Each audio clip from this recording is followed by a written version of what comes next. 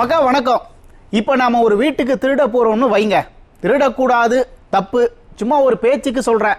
இப்போ நாம ஒரு வீட்டுக்கு திருட போனோம்னா போன இடத்துல தேள் கடிச்சாலும் சரி, பாம்பு கடிச்சாலும் சரி, இல்லை நம்ம கெட்ட நேரத்துக்கு தூங்கிட்டு இருந்த வீட்டுக்காரனே எந்திரிச்சு வந்து கடிச்சாலும் சரி, கத்தக்கூடாது. ஊர் பக்கம் சொல்லுவாங்கல்ல, திருடனுக்கு தேள் கொட்டுனா கத்தக்கூடாதுன்னு. அந்த மாதிரி கப் சிப்புன்னு இருக்கணும். திருடுன்னு இல்லை, பொதுவாக ஆகாத வேலையை செஞ்சுட்டு சிக்கிக்கிட்டா அமைதியாக இருக்கணும். ஆனால் சிலருக்கு அது தெரிய மாட்டேங்குது. கையும் களவுமா சிக்கின பிறகு சத்தம் போட்டு பேசினா எல்லாம் சரியா போயிடும்னு சொல்லி சத்தமாக பேசிட்டு இருக்காங்க. யாருன்னு கேட்குறீங்களா? வேற யாரு? எல்லாம் நம்ம நாடக கம்பெனி உடன்பிறப்புகள் தான். என்ன விஷயம்னு விரிவான செய்திகளை சொல்றேன். இப்போ போய் குறுஞ்செய்திகளை பார்த்துட்டு வாங்க. ஐயா கருணாநிதிக்கு நாணய வெளியீட்டு விழாவை நாங்க நடத்தினதே மத்திய அரசாங்கம் தான். ஐயா ஸ்டாலின் அவர் பாட்டுக்கு எதையோ சொல்லுதாரு. சார் நடத்தினா தமிழ்நாடு அரசு தானே, ஏன் ஒரு முதலமைச்சரா இருந்துகிட்டு இப்படி உண்மைக்கு புறம்பா பேசுறீங்க? அட நாங்க கேட்கல, ஜனங்க கேக்குறாங்க.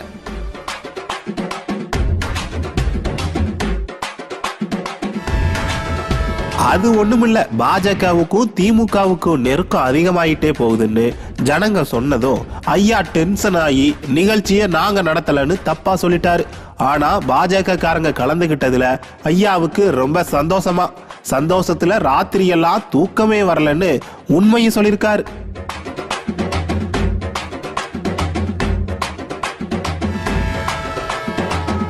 அண்ணன் அண்ணாமலை ஐயா ஸ்டாலின் மாதிரி சுத்தி வளைச்செல்லாம் பேசல.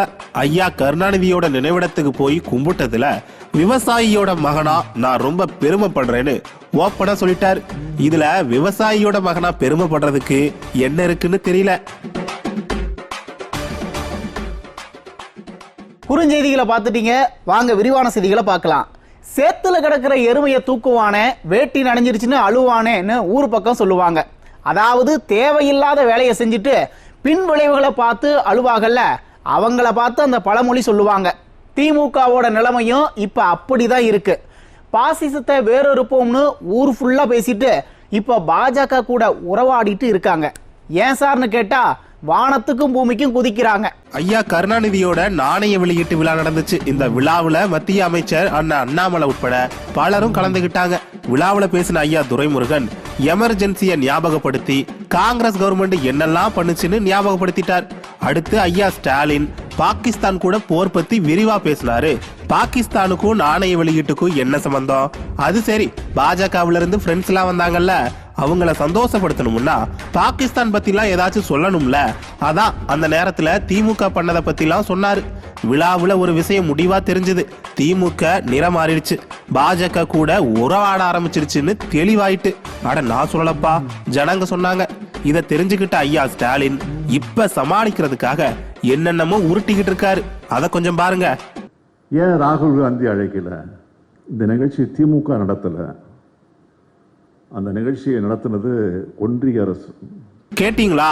முழு பூசணிக்காயை எப்படி சோத்துல மறைக்கிறாருன்னு பாருங்க. அதாவது இந்த நிகழ்ச்சி மத்திய அரசு நிகழ்ச்சி இல்ல, தமிழ்நாடு அரசு நடத்தின நிகழ்ச்சி தான். பத்திரிகையில அப்படித்தான் இருந்துச்சு. யாராவது அடுத்த வீட்டு கல்யாணத்துக்கு பத்திரிக்கை அடிப்பாங்களா? அவங்க நிகழ்ச்சிக்கு நீங்க ஏன் பத்திரிக்கை அடிக்கணும்? நிகழ்ச்சி திமுக அரசாங்கம் நடத்தின நிகழ்ச்சி தான். அதுல பாஜக காரங்களை கூட்டியாந்து உறவாடுனதும் திமுக தான். இப்ப மக்கள் கேள்வி கேட்க ஆரம்பிச்சதும் நாணயம் மத்திய அரசாங்கத்தோடது, அதுக்காகத்தான் அவங்கள கூப்பிட்டோம்னு கதை சொல்றாங்க. ஏன் பாகிஸ்தான் போர் பத்தி எல்லாம் ஐயா பேசணும்? எல்லாம் பாஜக காரங்களை குசிப்படுத்தத்தான்.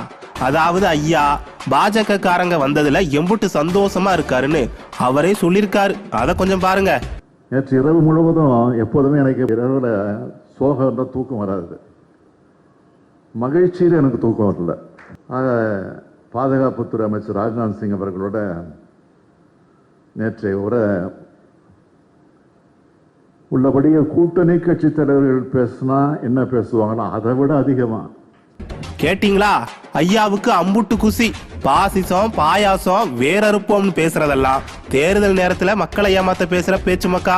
திமுகவுக்கும் பாஜகவுக்கும் ரகசிய உறவு இருக்குன்னு சொன்னதும் வானத்துக்கும் பூமிக்கும் குதிச்ச ஐயா ஸ்டாலின் ஒரு வார்த்தை கூட பாஜக கூட எங்களுக்கு ஒட்டும் இல்ல உறவும் இல்ல, எதிர்காலத்துல கூட்டணி இல்லைன்னு சொல்லவே இல்லை தெரியுமா? இதுக்கு பிறகு மக்கள் முழிச்சுக்க கூடாதுன்னு மாறி மாறி திட்டிப்பாங்க. நம்பிடாதீங்க.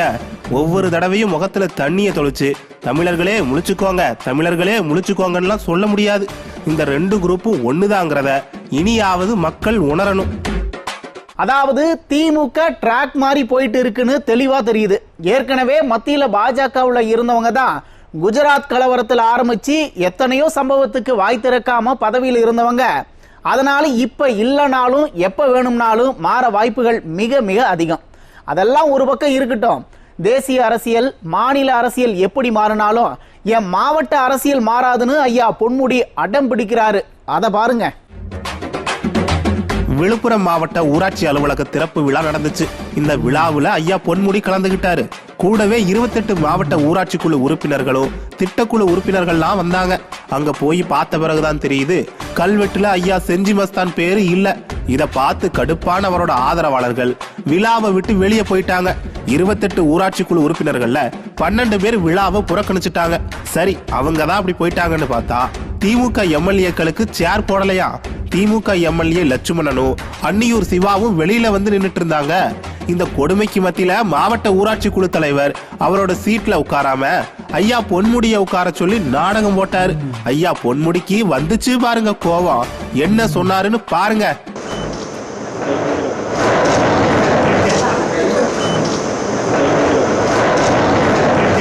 கேட்டீங்களா?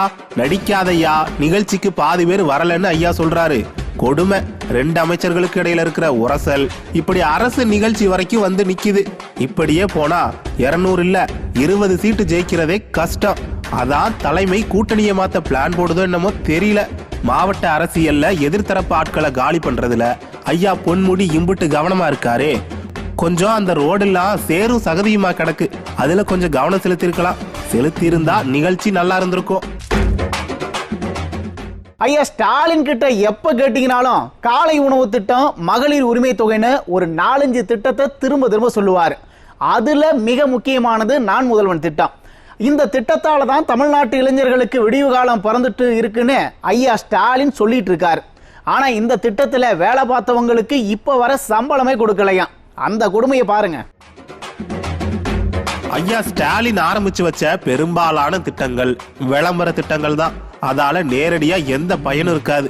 கேட்டா இன்னும் 20 வருஷத்துக்கு பிறகு பாருங்க இதனால பெரிய மாற்றம் வரும்னு உருட்டுவாங்க. அப்படி இணைய உடன்பிறப்புகள் பெருசா உருட்டுன ஒரு உருட்டு தான் நான் முதல்வன் திட்டம். சரி, விஷயத்துக்கு வருவான். ஈரோடு கோயம்புத்தூர் பக்கம் எல்லாம் இந்த நான் முதல்வன் திட்டத்தால ஒரு 150 பேர் நட்டப்பட்டு நிக்காங்க. இந்த திட்டத்துல மாணவர்களுக்கு ட்ரைனிங் கொடுக்கறதுக்காக வாத்தியார்கள் வருவாங்க. அப்படி ட்ரைனிங் கொடுக்க வர வாத்தியாருக்கு சம்பளம் கொடுக்கணுமா இல்லையா? சம்பளம் கொடுக்காம இருக்காங்களாம். இதனால படாத பாடுபடுறோம், நிறைய மனு கொடுத்து பார்த்தாச்சு, ஒரு பிரயோஜனமும் இல்லைன்னு வாத்தியார்கள் புலம்புதாங்க. அவங்க என்ன ஒப்பந்தம் பண்ணாங்கன்னா 45 நாளில் உங்களோட சேலரி வந்து உங்களோட அக்கௌண்ட் கிரெடிட் ஆயிருன்னு சொன்னாங்க. பட் ஆனால் இது வரைக்கும் நாங்கள் கிரெடிட் ஆகலை. இது சம்மந்தமாக நாங்கள் முதலமைச்சர் உதவி மையத்துக்கு வந்து மெட்டிஷன் கொடுத்துருக்கோம்.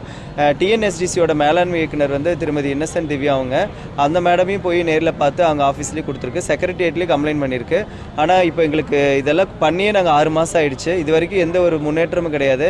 எங்கள் ட்ரைனர்ஸினுடைய வாழ்வாதாரம்லாம் ரொம்ப பாதிச்சிருச்சு. நிறைய பேர் இதில் வந்து சூசைட் பண்ணுற அளவுக்கு போயிருக்காங்க. நிறைய பேர் ஸ்கூல் ஃபீஸு காலேஜ் ஃபீஸ்லேருந்து எல்லாமே கட்ட முடியாமல், மருத்துவ செலவு பண்ண முடியாமல், திருமணத்தை தள்ளி போட்டு ஏகப்பட்ட இஷ்யூஸில் இருக்குது. இது எல்லாத்தையும் நாங்கள் வந்து கொண்டு போயும் எங்களுக்கு வந்து இது வரைக்கும் எந்த ஒரு நடவடிக்கையுமே எடுக்கலை.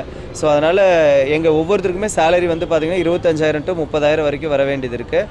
இதை நாங்கள் கேட்டுக்கிட்டே இருக்கோம் 6 மாதமாக. 180 நாள் முடிஞ்சிருச்சு. ஆனால் இன்னைக்கு வரைக்கும் எங்களுக்கு சேலரி வரவே இல்லை. கேட்டீங்களா? ஒரு திட்டம் நல்லபடியா செயல்பட்டா ஏன் சம்பளம் சரியா போகாம இருக்க போகுது?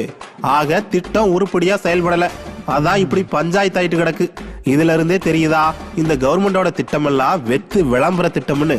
சும்மா இம்புட்டு காலம் பாஜக உள்ள வந்துரும் பயமுறுத்தி ஓட்டு வாங்கினாங்க. இனி அதெல்லாம் வேலைக்கு ஆகாது. அதான் இவங்களே அவங்கள உள்ள கூட்டியாந்துட்டு இருக்காங்களே.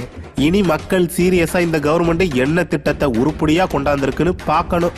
பார்த்தா இந்த மாதிரி நிறைய திட்டங்களோட நிலைமை என்னன்னு தெரிஞ்சுக்கலாம்.